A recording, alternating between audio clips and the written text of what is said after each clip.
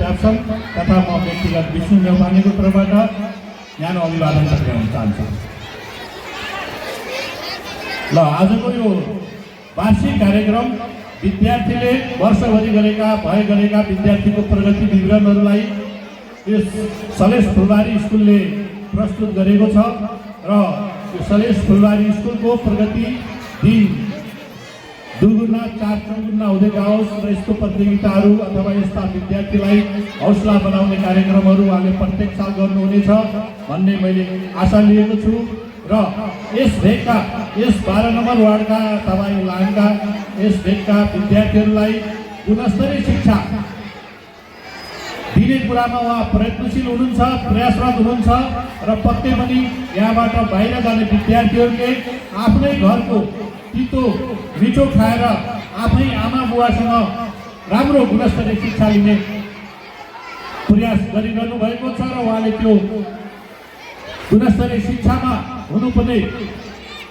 गुणहरूलाई, गुणस्तरीय शिक्षामा हुनुपर्ने प्रतिफलहरूलाई उहाँले आत्मसात गर्दै शिक्षालाई प्रगति मैत्री बनाउँदै अगाडि बढिरहनु भएको छ भन्ने मैले उहाँलाई अझै अगाडि बढ्नुहोस् भन्ने शुभकामना दिन चाहन्छु।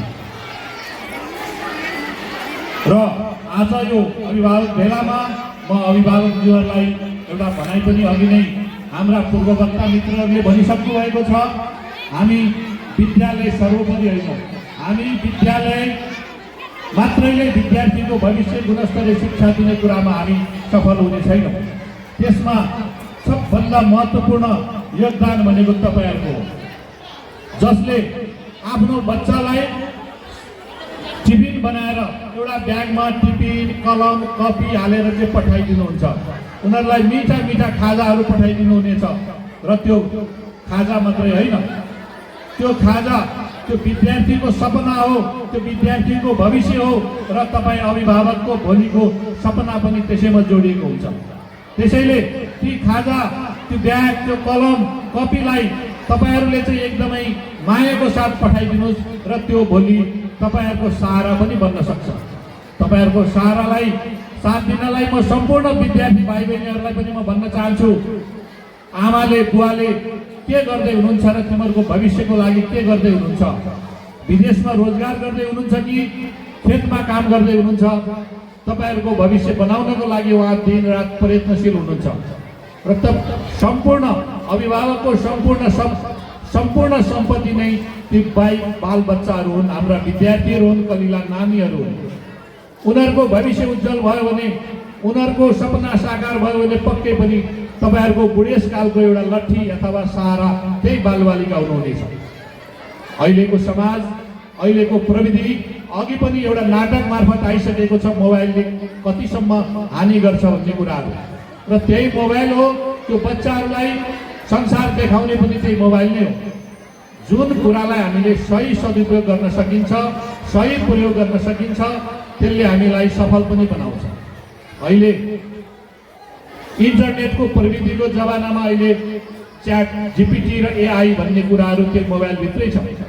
संसार त्यसैमा अटिन्छ। त्यो संसारभरिको कुनामा कुन मान्छे के गर्दैछ, कुन हिसाबले अगाडि बढिरहेको छ, कुन देश भन्ने कुराहरू त्यो मोबाइलभित्रै छ र अहिलेको सम्पूर्ण विद्यार्थीहरूको सोल्युसन, शिक्षक, गुरु पनि त्यो मोबाइल नै हो, तर त्यसको सही प्रयोग गर्न सक्नुपर्छ। म अभिभावकहरूलाई आफ्नो समाजमा, आफ्नो गाउँ छिमेकमा त्यो विद्यार्थीहरू, तपाईँको विद्यार्थी 5, 6, 7, 8, 9, 10 पुग्दै गरेका विद्यार्थीहरूको सङ्गत कस्तो विद्यार्थीहरूसँग गरिरहेका छन्, कस्तो सङ्गतमा त्यो केटाकेटी हुर्किरहेका छन्, साँझमा घर आउँदाखेरि कस्तो साथी बोकेर आउँछन्, अथवा तिनीहरूले साँझमा तपाईँहरूको घरमा चाहिँ समय दिनुहुन्छ कि हुनुहुन्न, 2 घण्टा 4 घण्टा उनीहरूले बुक लिएर बसेछ कि छैन भन्ने कुराहरूको निगरानी तपाईँको हातमा छ। यो विद्यालय भनेको त दोस्रो पाठशाला हो, पहिलो पाठशाला त तपाईँको घर हो, तपाईँले दिने वातावरण हो, तपाईँले दिने संस्कार हो। त्यो संस्कार तपाईँले कस्तो दिन सक्नुहुन्छ, विद्यार्थीले भोलि त्यही किसिमको संस्कार त्यसले बोकेको हुन्छ। त्यसै कारण सम्पूर्ण अभिभावकलाई तपाईँको पहिलो पाठशाला, तपाईँको पहिलो घर चाहिँ त्यो विद्यार्थीको आफ्नै हो। त्यो आफ्नो घरमा जसले राम्ररी संस्कार दिन सक्छ, जसले निगरानी दिन सक्छ, जसले मलजल गर्न सक्छ र सानो उब्रिँदै गरेको बिरुवामा जसले राम्रो मलजल गर्न सक्छ, भोलि त्यही बिरुवा हुने बिरुवाको चिल्लो पात हुन्छ। त्यसै कारण यस म सम्पूर्ण अभिभावकहरूलाई र त्यो समाजका मान्छेहरूलाई पनि अहिलेको यो कुलतले पनि विद्यार्थीहरूको लत बिगारिरहेको छ। तपाईले 25 वर्षसम्म मेहनत गरेर 25 वर्षसम्म आफूले नखाई हुर्काएको बच्चाहरू हेर्नुहोस्, तपाईको समाजमा कहिलेकाहीँ दुर्घटनामा पसिदिन्छ, मोटरसाइकल लिएर हिँडिदिन्छ, तपाईले भनेको कुरा मान्दैन र केही छिनमा उसको चाहिँ सडकमै जिन्दगी जान्छ। अनि त्यो आमाको 25 वर्षको सपना के हुन्छ त्यति बेला विचार गर्नुहोस् न। त्यसै कारण त्यो कुराहरूलाई तपाईहरूले नै ध्यान दिनुपर्छ। 18 घण्टा तपाईहरुसँग बच्चा हुन्छ।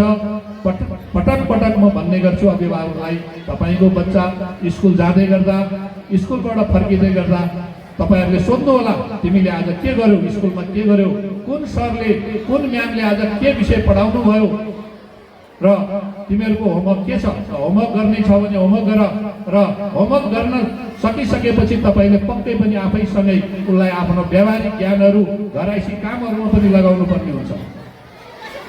शिक्षा एउटा सर्टिफिकेट मात्रै होइन, शिक्षाले हामीलाई चाहिँ जीवन जिउन सिकाउनु पर्छ। त्यो जीवन जिउन सिकाउने पनि स्कुल र अभिभावककै दायित्व हुन्छ। पेसा व्यवसाय गरेर र डाक्टर इन्जिनियर भएर मात्रै अहिलेको जमानामा हुनेवाला छैन।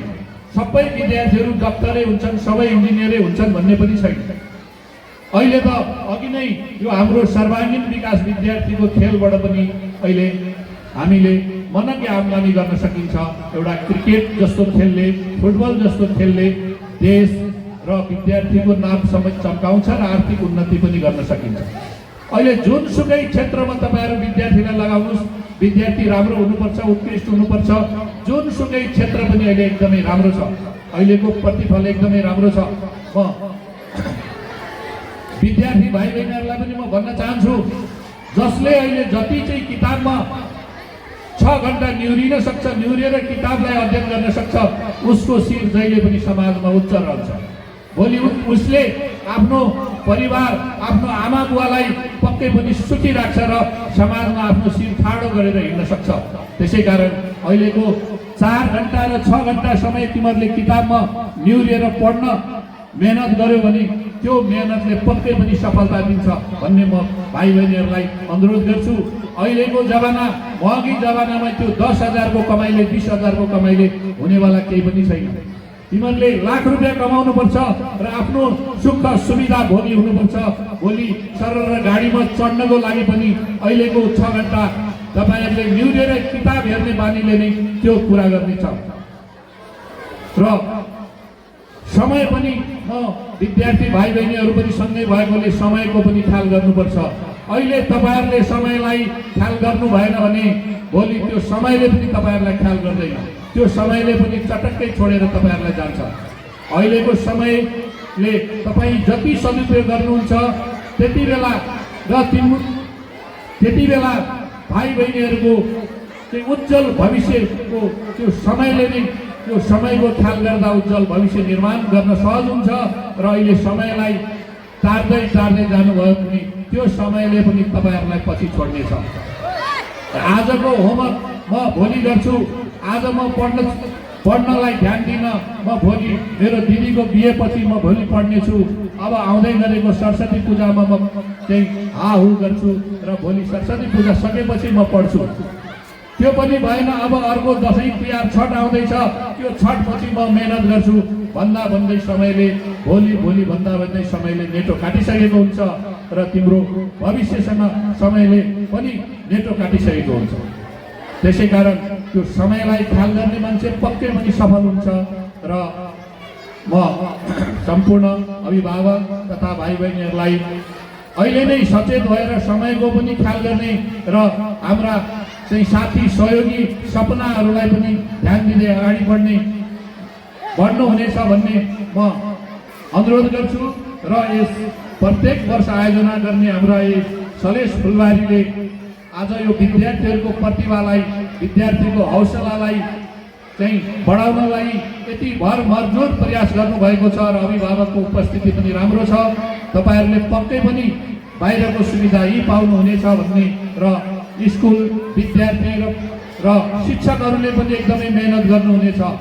प्रत्येक शिक्षकहरूलाई जो सलेस फुलबारीमा काम गरिरहनु भएको छ त्यो शिक्षक मित्रहरूलाई पनि कम्तीमा विद्यालयको गेट प्रवेश गरिसकेपछि मेरो हातमा पनि कति विद्यार्थीको भविष्य लुकेको छ भन्ने कुरा ख्याल गर्नुपर्छ। तपाईँले दिएको समय विद्यालयमा दिएको 6 घण्टा समय कम्तीमा कक्षा कोठामा यसो समय पास नगरिदिनु होला। तपाईँको हातमा धेरै अभिभावकको विश्वास छ, तपाईँको हातमा धेरै विद्यार्थीहरूको भविष्य छ र त्यो भविष्यलाई सबैले मनन गरी कम्तीमा आफ्नो विद्यालयको कम्पाउन्ड प्रवेश गर्दै गर्दा तपाईँले सतर्क भएर मेरो विद्यार्थीलाई मैले चाहिँ यो देशको कर्णधार बनाउनुपर्छ, उसलाई गरी खाने बनाउनुपर्छ, उसलाई चाहिँ हामीले राम्रो संस्कार शिक्षा दीक्षा दिनुपर्छ भन्ने कुराहरू पनि ख्याल राख्नुहोला र अहिलेसम्म पनि गरिरहनु भएको छ, अझै त्यसलाई विशेष ध्यान दिनुहोला भन्दै मैले